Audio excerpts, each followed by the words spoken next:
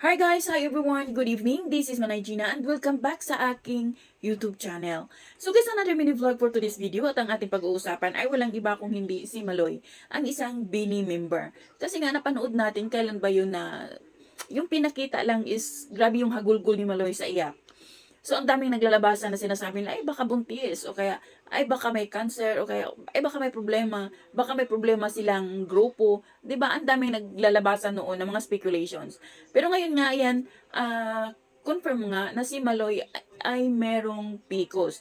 At alam din naman natin guys na kapag may PCOS ang isang babae, alam mo yung hormones, tapos yung menstruation, tapos yung health mo, yung parang ang bilis mong tumaba, 'di ba? Pero meron namang cure, meron namang medicine na pwede mong itik at hindi naman din lahat ng mayroong PCOS is hindi nagkakaanak. Pero kasi nakakasadlang kasi ang daming mga comments na mga babae pa, yun yung nagsasalita na sana dapat maintindihan nyo dahil nga meron din kayong PCOS. Kung kayo, madali lang sa inyo tanggapin, siguro iba din naman kasi si Maloy.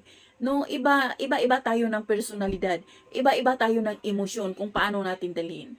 So guys, sana no, wag naman sanang yung komento ng mga netizen, wag naman sana yung grabe naman kung maka-comments, 'di ba? Buti na lang at mayroong blooms na nagtatanggol sa bini. So yun lang guys. Thank you for watching. Until then, bye. God bless everyone.